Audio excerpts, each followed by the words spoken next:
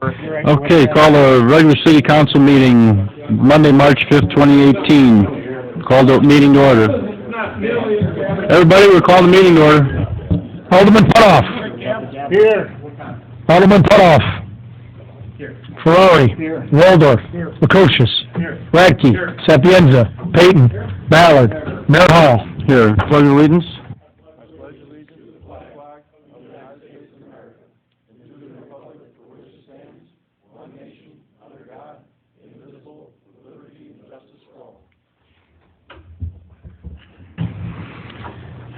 Okay, public comment. You have Economic Development Director Bob Vickery under public comment, the presentation.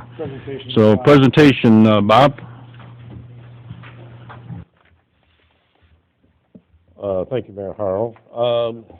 Council members and my colleagues with the city, if you'll look at your places, you should have the 2017 Annual Economic Development Report.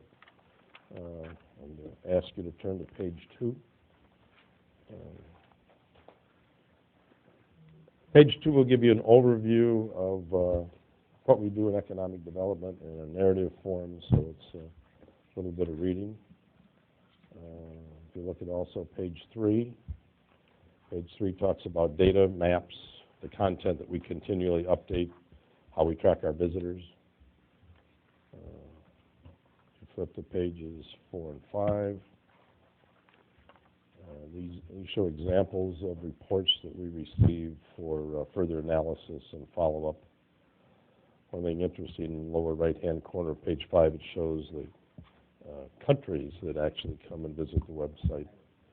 And you'll note that Russia, China, and Korea, we have visitors, so that's kind of interesting with what's going on in the world. If you flip to page 6 and 7, these pages 6 and 7, they detail our website visitors and the visitors which are most active. And we always look for those that come back time and time again because it's pretty obvious that they're doing some research on the market. Go to the next page, which is 8. Page 8 gets into our email marketing program, shows the sectors of the economy we focus on, and examples of our development sites that we feature. Next 4 pages, 9, 10, 11, and 12, are specific examples of our marketing pieces that we use after we've made contact with somebody and we have an interest, and then we develop a piece that we can take to them. Sometimes by email, sometimes by U.S. mail, and sometimes in person. Sometimes at the conferences that we attend, we have meetings set up and we present the piece to them at that time. Page 13 has reports from each of our e-blasts, and once again we use that in our research. Next page is 14, which is a collage of some of our marketing efforts. You've seen some of these in the past, but these are just kind of a feature to show what we've been doing. The inside back cover, page 15, is kind of our in conclusion page where we lay out our goals for 2018 and beyond.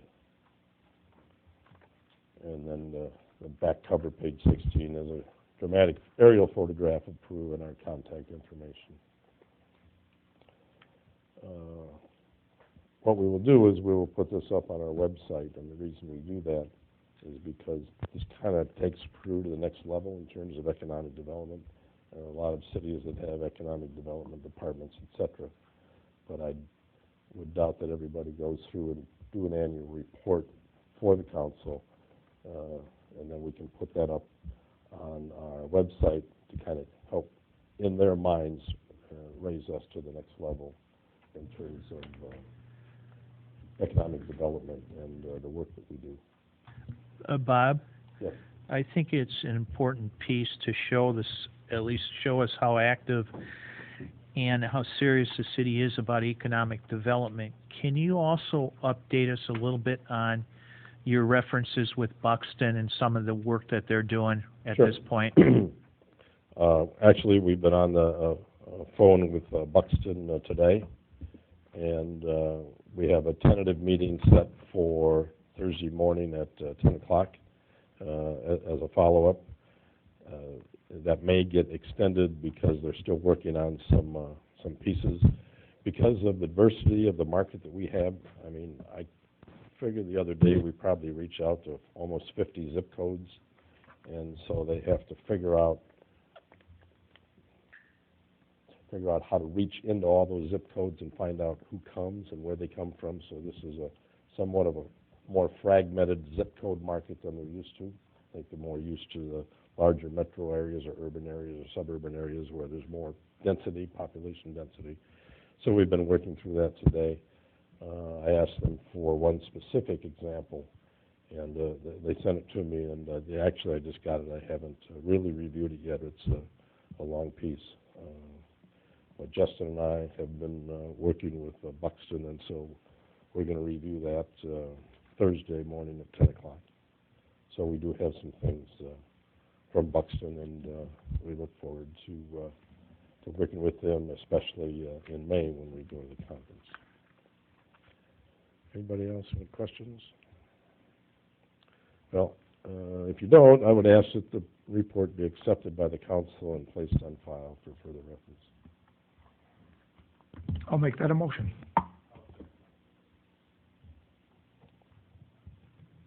Have a motion and a second. Is there any discussion? All in favor signify by aye.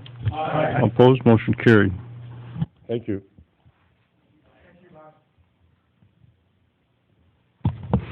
Now, I'll give a little short presentation. Last week, while in Washington with the Municipal League, we flew in on Wednesday, and when we were in the White House on Thursday. And while we were in the White House, when I say we, it was myself along with 44 other Illinois mayors. So we had a pretty large delegation of mayors and then 2 representatives from the Illinois Municipal League. While in the White House, we were able to meet with Billy Kirkland, who was a Special Assistant to the President, Deputy Director of Intergovernmental Affairs.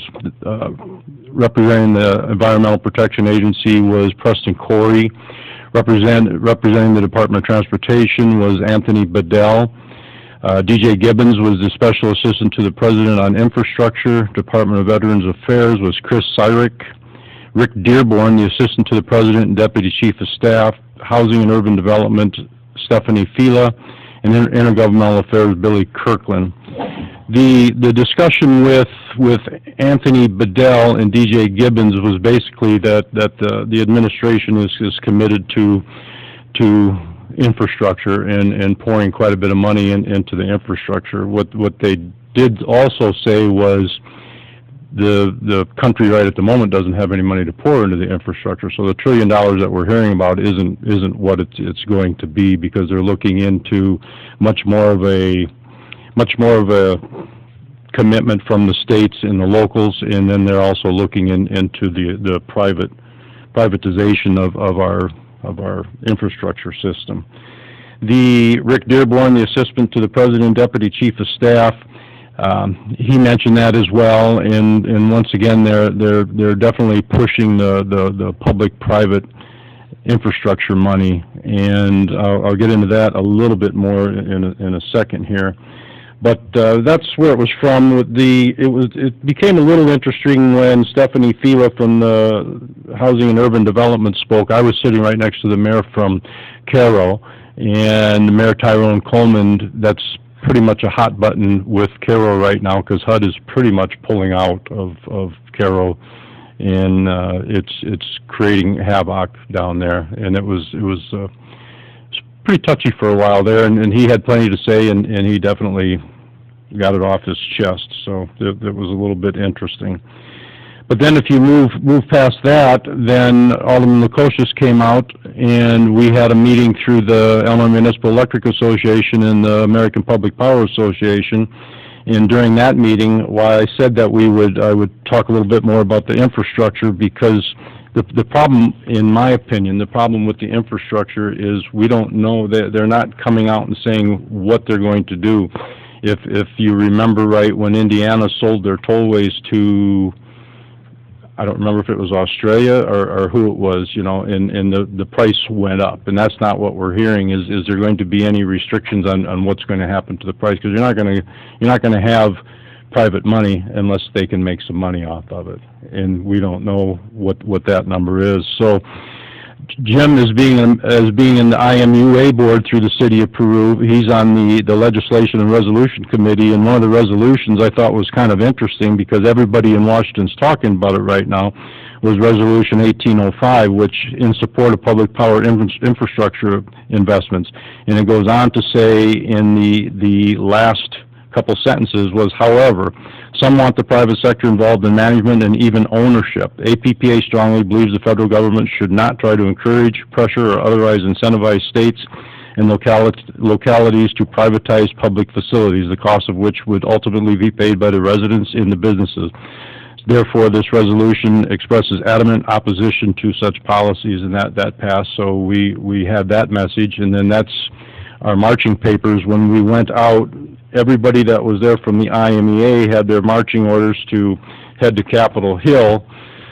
So, for instance, the whole state of Illinois was represented through the IMEA, and Jim and I met with our representative, Adam Kinzinger, and also other municipalities met with Representative Rodney Davis, Representative Peter Roskin, Representative John Shimkus, Representative Randy Holtron, Representative Sherry Bustos, Representative Adam Kinzinger, Representative Jan Shuskowski, Representative Mike Bose, Representative Darren LaHood, and Representative Bill Foster, along with Senators Tammy Duckworth and Dick Durbin. Due to scheduling, Alderman Lukosius and I weren't able to meet with Senator Duckworth or Durbin due to the proximity of where they are located in the Senate buildings in the Capitol. Senator Tammy Duckworth in the Senate building, which is completely on the other side of the Capitol from where the representatives are, and Senator Dick Durbin is in the Capitol, and it's not too easy to get in and out of the Capitol. It takes time. So we went straight to Representative Adam Kinzinger at 1 o'clock and had a nice talk with the representative, and then he had to leave, so then we sat with his director, Sarah Zufin. And what we brought up in that meeting was, quite frankly, the president has mentioned that he would like to see earmarks brought back. And that was one thing that hit a hot button with me, that I would like to see earmarks brought back myself. They've been gone since, I believe it was 2010. And to me, what that does is it helps people on both sides of the aisle talk to each other so they can get something done for their communities. Because without that, there's no need for them to interact. We're seeing the partisanship so divided that nothing happens out there. But with the earmarks, you're forced to. So if two representatives, two senators, whatever, know that they have 100,000, 100 million, a billion, whatever it is, they can get together and they can talk about it and see what they can do and start the process over to start to get along again.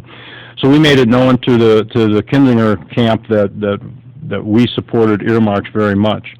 We also asked for their support on the marketplace fairness, because we all know that the brick and mortar are being hammered right now, and it's just not fair the way it's happening. The way the law is written right now, you must have a physical presence in the area if you can receive the property tax, and it's just not fair to our brick and mortar stores, and it needs to be looked at, and they are looking at that. And then lo and behold, I believe it was today is Monday, I believe it was today that our Senate, the state of Illinois, they passed our own version. The states are starting to pass their own version of marketplace fairness, so that the federal government knows that we're serious about it. So the state of Illinois did pass their own vision of marketplace fairness. And then we also let them know that in the Kinzinger office that we weren't in favor, in the American Public Power, it was not in favor of the privatization of our infrastructure. Not in its present form. We don't know what they're talking about. You just don't know. If you hand it over, and then who pays the price? All of us pay the price if we don't know what it is. As far as the money, we were told by Rick Durborn, who was the assistant to the president and deputy chief of staff, that, for instance, the Tiger program, which we applied for, 2 years ago, Eric? 2 years ago, 3 years ago? That the Tiger program has a backlog of roughly $9.2 to $9.4 billion in paperwork laying on the desk right now, and all they have is $500 million to hand out. You know, at the federal government level, $500 million is absolutely nothing. You know, especially when we're hearing that the administration wants to spend $1 trillion. So we were pretty busy out there. It takes a lot of time to cover the ground that you cover. Washington's not a very easy place to navigate due to the security and you know, the issues that you go through, and roads being shut down when the president or people that are at his security level are on the move. But I thought, as always, it was good meetings, and they know you're there. That's the key. We were able to be in front of, going back to the IML, you know, with 45 mayors in town, and if it happens again, I'm sure there'll be more. So they know that you're interested. They know that you're there to, you know, to hear what they have to say. And you have email addresses, you have phone numbers now, and hopefully you would be able to talk to someone. You would do it as the group, you know, so they would hear everybody. So, anybody with any questions on any of it? I know, if you have anything to add, Alderman Lukosius, on it? The only thing I'd like to add is that I was fortunate enough to heed the advice of many people out there from the security standpoint, and the fact that Billy Graham services were going on the day that we were to carry out our assignments on Capitol Hill. So I went early, and I was able to get in to see Representative Kinzinger prior to the mayor and some of the other representatives coming to the meeting. And I had a real good talk with them, and one of the bullet points that I was kind of assigned to discuss was the pole attachment for the 5G technology that's been a kind of a hot button topic. And Congressman Kinzinger is all over. In fact, he has written a resolution, and it kind of looks like this thing is all going to be trumped out by, excuse the pun, by the federal government enacting legislation that will kind of, you know, supersede all of the stuff that's going on at the state level right now.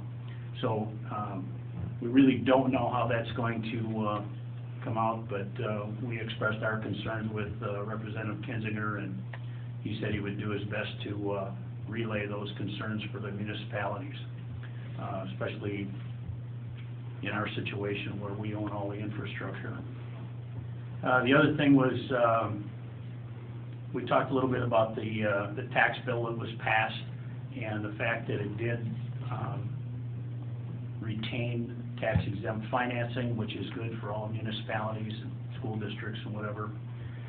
But one of the things that's still up in the air on that is that wasn't preserved is the reissuance of bonds for rolling them over for better interest rates and stuff. So we still may have an issue with that.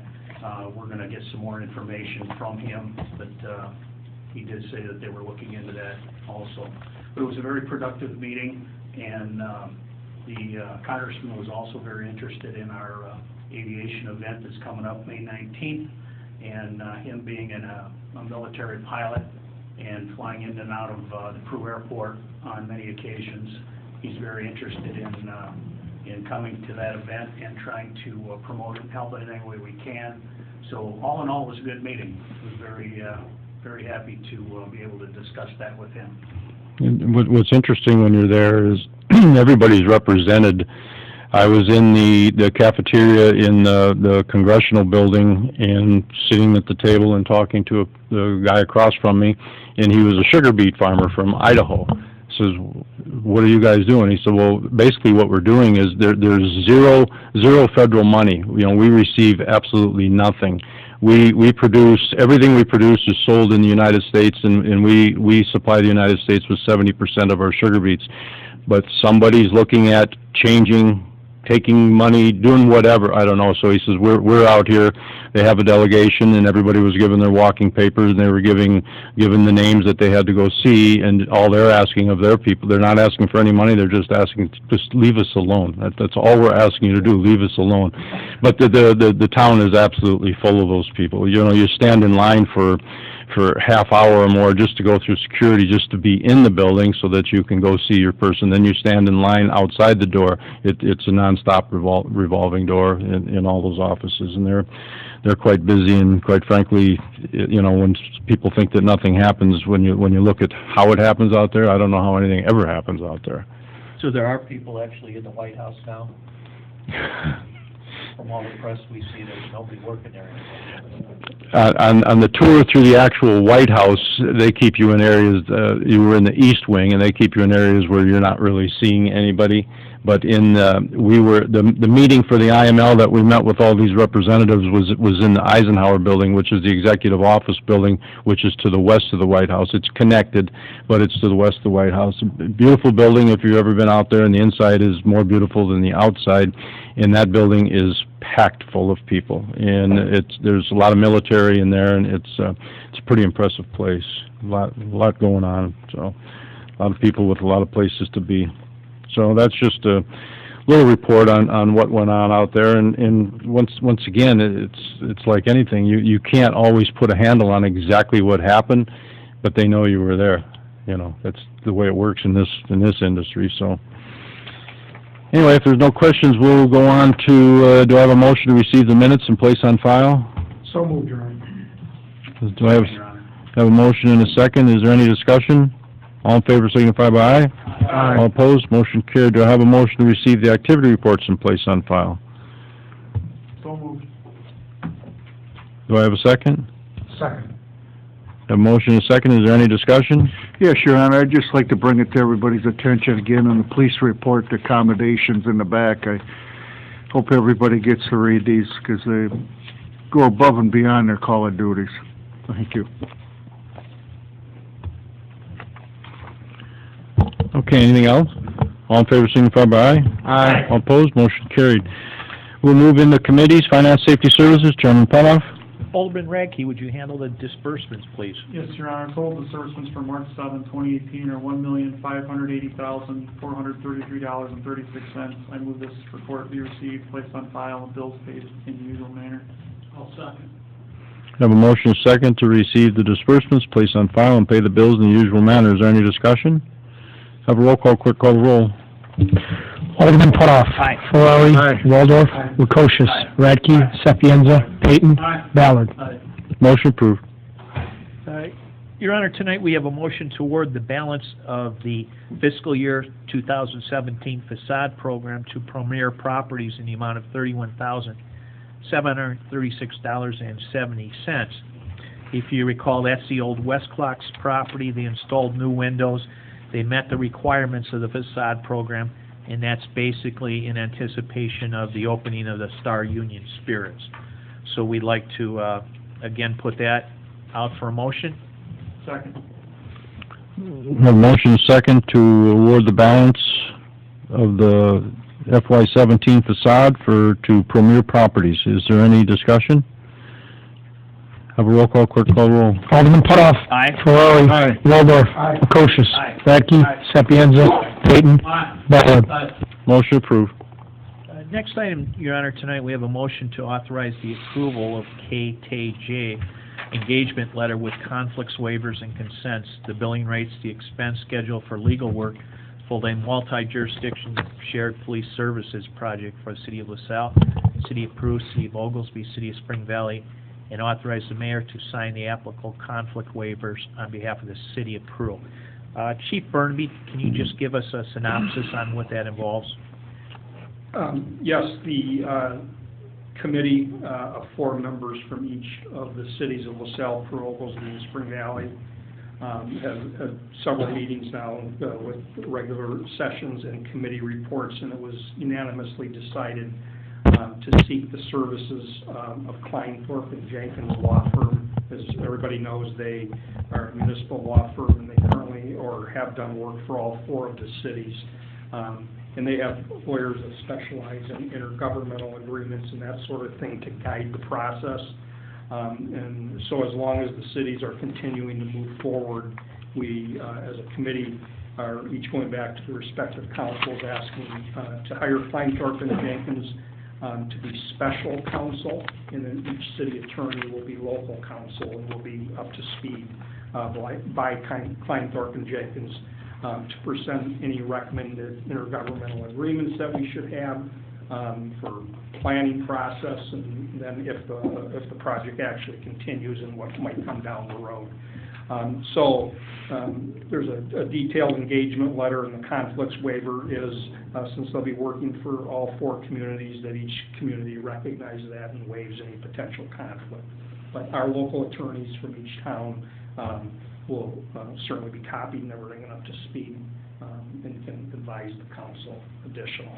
So each council, it's our understanding, will be receiving this, our meeting and Oglesby's meetings tonight. It's on their agenda, and then I anticipate LaSalle and Spring Valley would pass that next Monday. So that is a motion tonight, Your Honor. Do you have a second? Second, Your Honor. I have a motion and a second. Is there any discussion? Have a roll call, quick call roll. Alderman Putoff. Aye. Ferrari. Aye. Waldorf. Lukosius. Radke. Sapienza. Peyton. Ballard. Motion approved. Another motion tonight, Your Honor, we have a motion to commit $7,000 in non-refundable startup funds out of the $20,000 towards the expenses of the shared services committee work between the city of LaSalle, Peru, Oglesby, Spring Valley. You see it's proportional based on how many residents you have in your community. Peru's proportion would be 35%, LaSalle's 33%, Oglesby's 13%, and Spring Valley's 19%. I can say from working on a committee, the process is progressing, and it's time to take the next step and see how serious each city is towards shared services, and I think this is a step in that. I'll second. I have a motion and a second to commit $7,000 non-refundable startup funds towards the shared service committee. Is there any discussion? Have a roll call, quick call roll. Alderman Putoff. Aye. Ferrari. Aye. Waldorf. Aye. Lukosius. Aye. Radke. Aye. Sapienza. Peyton. Ballard. Motion approved. Tonight also we have a discussion or update of the cell tower auction. As you're aware, a few months ago, the City Council decided to place the cell tower up as far as a basis for an auction or see what the possibilities are. Currently, right now, if I'm not mistaken, there are several interests in it. We haven't made any exact decision right now, but again, it's been a positive point of view as far as what the pricing range will be. Anything else you want to update us on, Scott? Yeah, I've been working with the auctioneer. He said that he's gotten 40-plus inquiries, and we have a sealed bid ongoing right now. The deadline's on the 19th. We set the reserve at $1.15 million, which was significantly higher than the unsolicited bids that we received prior to putting it up to auction, which helped make our decision to do so.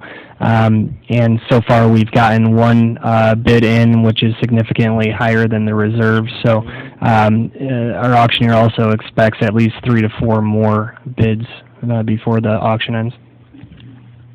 And remember, it's the cell tower rights. It's not the piece of property that it's on, so it's not Washington Park we're talking about. For basically, it's the cell tower itself. Right, it's a 50-year lease.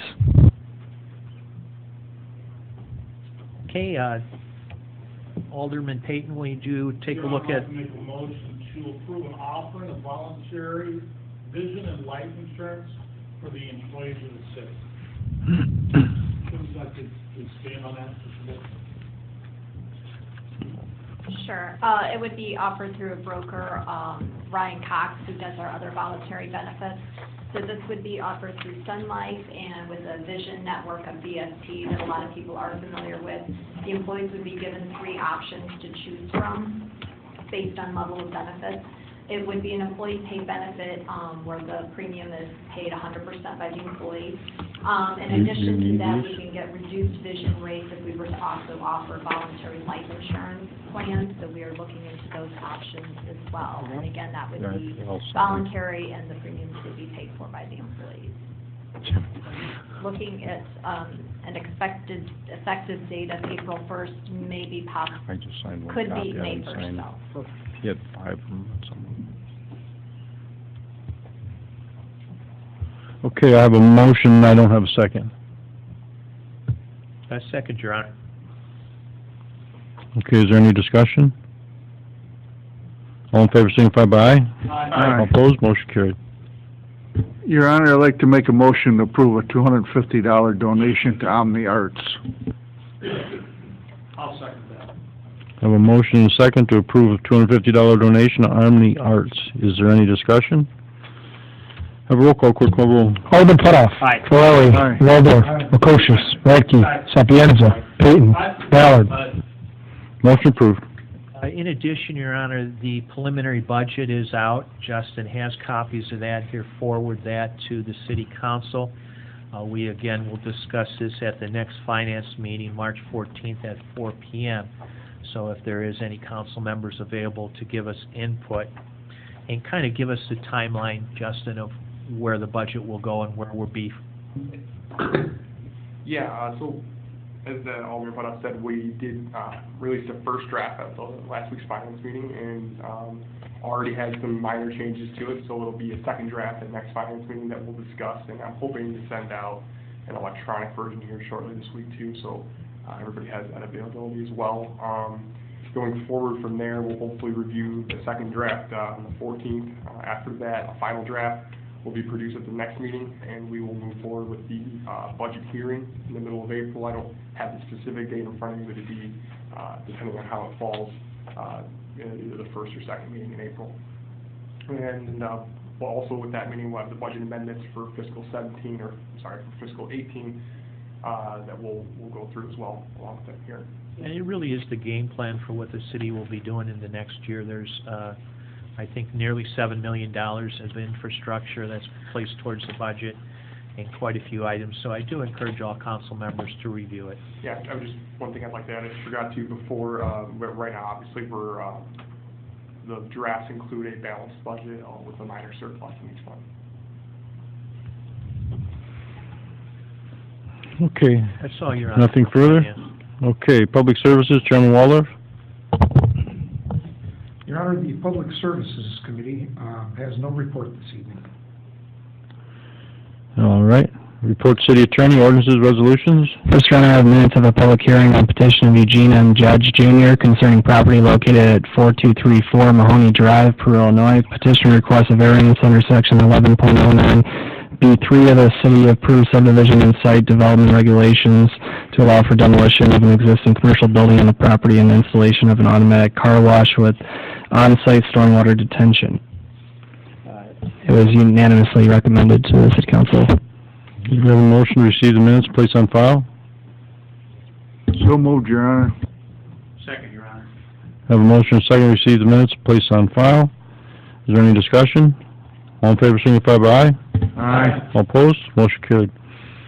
Along with that, I have an ordinance granting a variance from the terms of the subdivision and site development regulations, ordinance number 3239 of the City of Peru, sought by the petition of Eugene M. Judge Jr. concerning property located at 4234 Mahoney Drive, Peru, Illinois. Have a motion to receive the ordinance as written and read. So moved, Your Honor. Second, Your Honor. Any discussion? Have a roll call, clerk call roll. Alderman Putoff. Aye. Ferrari. Aye. Waldorf. Prokosius. Radke. Sapienza. Peyton. Ballard. Motion approved. Next, Your Honor, I have minutes of a public hearing on petition of Susan McAfoo's doing business as Susie's Video Poker and Slots concerning property located at 1126 Peoria Street, Peru, Illinois. Petitioner requests a special use in text amendment under the zoning ordinance for video poker and slot machine business with on-premises alcoholic beverages, and the property be granted such a special use. And that was also recommended unanimously to the City Council. Have a motion to receive the minutes and place on file. So moved, Your Honor. Have a motion and a second. Is there any discussion? I guess my question would be, Your Honor, a business is already operating, right? Yes. And they come in after the fact. Yes. Shouldn't it be they should come in before the fact? That was, I mentioned that when we read the letter and put it on. That was a mistake of mine. they were zoned B1, they need to be B3, and I issued the pour license versus just the package license, which that same facilities had package licenses, you know, for years and years. No, that was a mistake on mine, now we're wrapping it up here. So, we have a motion and a second to receive minutes placed on file. Is there any discussion? All in favor, signify by aye. Aye. All opposed, motion carried. 11.5, an ordinance granting a text amendment having B1 neighborhood shopping district, special use section 11.02D7 to the zoning ordinance in the city of Peru as sought by petition of Susan McAfee doing business as Susie's Video Poker and Slots. Okay, we have a motion to receive the ordinance as written and read. So moved, Your Honor. Any discussion? I'm not really in favor of granting them. Anybody else? We'll have a roll call, quick call roll. Alderman Putoff. No. Ferrari. Aye. Waldorf. Aye. Lukosius. Radke. Nay. Sapienza. Peyton. Aye. Ballard. What was that, 6-2? Yes. Okay, motion approved. Next, I also have an ordinance granting a special use under the zoning ordinance in the city of Peru as sought by the petition of Susan McAfee doing business as Susie's Video Poker and Slots concerning property located at 1126 Peoria Street, Peru, Illinois. You have a motion to receive the ordinance as written and read. So moved, Your Honor. Have a motion and a second. Any discussion? Have a roll call, quick call roll. Alderman Putoff. Nay. Ferrari. Aye. Waldorf. Aye. Lukosius. Radke. Nay. Sapienza. Peyton. Aye. Ballard. Motion approved. Next, Your Honor, I have minutes of a public hearing on petition of Cheryl Caza Mosqueda, owner of Illinois Elite Gymnastics, concerning the property located at 1001 Shooting Park Road, Peru, Illinois. Petitioner requests special use under section 11.03D14 to allow a gymnastics facility to be operated on the property. Got a motion to receive the minutes placed on file. So moved. Second. Got a motion and a second. Is there any discussion? All in favor signify by aye. Aye. All opposed, motion carried. And I have the ordinance granting the special use under the zoning ordinance of the city of Peru, Illinois, sought by petitioner Cheryl Caza Mosqueda, owner of Illinois Elite Gymnastics, concerning property located at 1001 Shooting Park Road, Peru, Illinois. Got a motion to receive the ordinance as written and read. So moved. Second.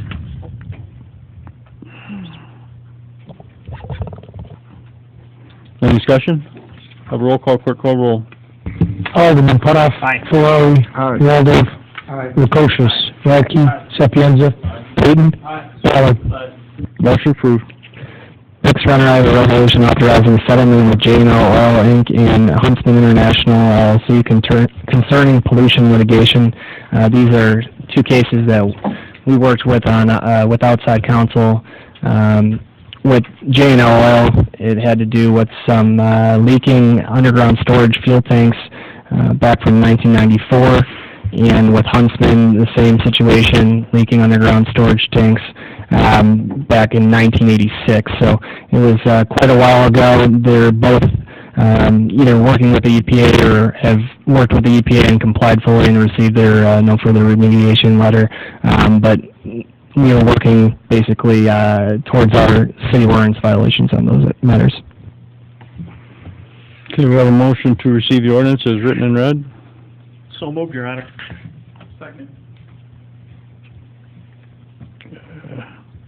Have a motion and a second. Is there any discussion? Have a roll call, quick call roll. Alderman Putoff. Aye. Ferrari. Aye. Waldorf. Aye. Lukosius. Aye. Radke. Sapienza. Peyton. Aye. Ballard. Aye. Motion approved.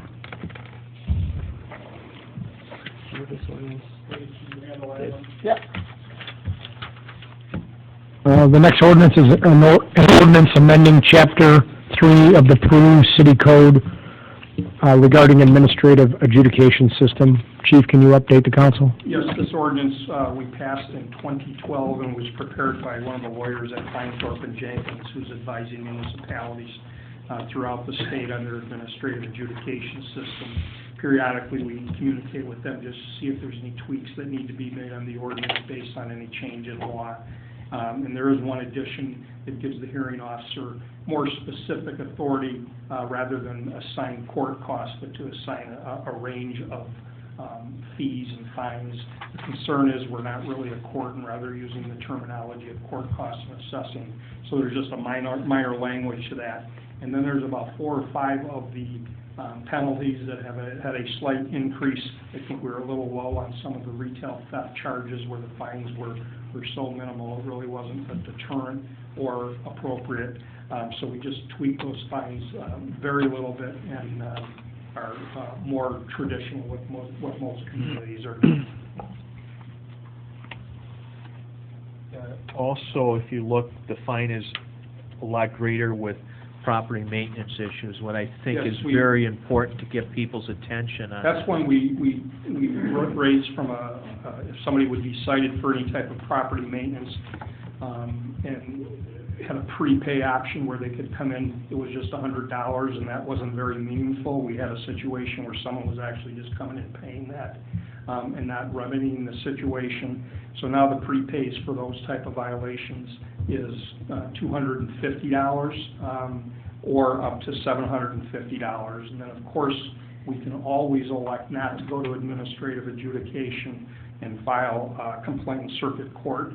Since 2012, we've had great success with administrative adjudication. We do have one particular property, I believe, over in First Ward, that we've issued many citations. The fines have been paid, but we're not getting compliance, so we did file a complaint in circuit court, and the city attorney's office appeared Friday, and I believe gave till some date in April, and after that they'll be seeking fines if it's not remedied at $750 a day. So if we do it through administrative adjudication, they're going to pay a $250 fine and come into compliance, or they'll go to out of line.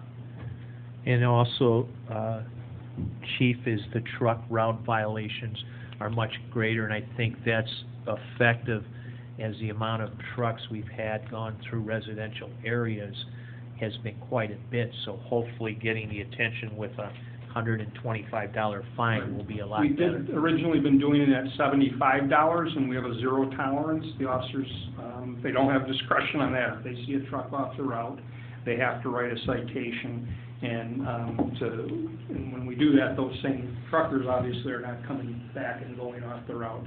But we felt $125 would be the appropriate fine to start at. It does cause a lot of wear and tear, especially on these side streets. If the road's not marked for trucks, that's why you have a truck route. So we're recommending that fine be a base fine of $125. Okay, we have a motion to receive the ordinance as written and read.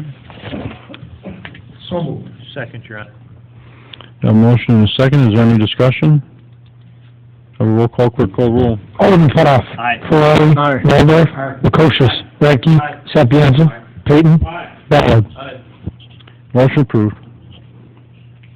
Your Honor, if it's okay, I have one item back on public services. I guess we did have one. I didn't get a chance to jump in here. Sorry, there's nothing on the agenda. Right. Kai got with me today. I don't know if he had a chance to track you down today, or Alderman Lukosius he was going to talk to. At next Monday's committee meeting, he's going to bring a recommendation on the purchase of the line truck. You know, we've had one that's died out. The company gave a loaner for 6-week trial basis. It's probably too small of a truck. Jeff, you might be able to help. Kai doesn't think it'd be an expensive truck and it wouldn't last our needs and we'd be replacing it. But there is some good news. The company that he would normally buy the trucks from and the one that had provided the demo recently had I guess it was another community, somebody ordered essentially the truck that he would want and has canceled that order and backed out. So what would normally be up to a $200,000 truck, which is in our budget for this coming fiscal year 19, being that the truck is currently in production, they'll offer it to the city of Peru for $130,000. There would be a $10,000 addition for additional things that weren't ordered on that truck that Kai feels critical. So next week he wants to come to the committee, get your approval and consensus, and then bring back 2 weeks from tonight to purchase that vehicle for $140,000. It's in the manufacturing phase, which would be a $60,000 less than what if we were ordering off the line, so he was gonna track this down, but that's it in a nutshell, and he'll be at next Monday's meeting to get it on the agenda, and we wouldn't take delivery of it till May 1st or after, so we can put it into fiscal 19. Is that truck that was inadequate, who are we paying for that? It's a loaner right now. Well, it's a free loaner through the company for 6 weeks. But Kai just does not recommend purchasing that truck. He thinks that it would not, the wear and tear would not be sufficient. Wouldn't handle it, I guess. He's going one truck bigger than that. He's going to the 554 chassis, so it's gonna be just a little bit bigger than what we got there. The other one was a Dodge, is that right? No, this one's a Ford also, but it's a smaller Ford, it's not quite as big. The one they're demoing, they're not. Yeah, the Yeah, the demo one they're right now. demoing. Oh, yeah, yes, the one they're demoing. That's a Dodge, isn't it? Yeah. Right. So anyway, Kai's gonna come to your meeting next Monday with that recommendation, so it's gonna be on the agenda for 2 weeks from now. And they're going to, hold it for 2 weeks for us until we can actually get it in front of you for a vote. Anything else? Okay. Did we vote on that? Okay, any unfinished business? Had no unfinished business? Any new business? Anybody? Nothing? Okay, petitions, communications? We have two communications, Your Honor, from the Parks and Recreation Board President Ray Zabrowski. One, for permission to hold their Touch a Truck event on Saturday, June 16th, and reserve the bottom shelter, also close 13th Street from west to Putnam. And the second one is the Recreation's Movie in the Park on Friday, June 22nd, again, reserving the bottom shelter. We have a motion to receive communication, place on file, and grant permission. Second? Second, Your Honor. We have a motion and second. Any discussion? All in favor, signify by aye. Aye. All opposed, motion carried. No further communications, Your Honor. Oh, that was it? I didn't vote. Oh, you did both? Yep. Okay. Okay, public comment. Do we have any public comment? Anyone public comment? No public comment? Closed session, did that. Motion to adjourn. Move. Second? Second. Have a motion and second, all in favor? Meeting adjourned.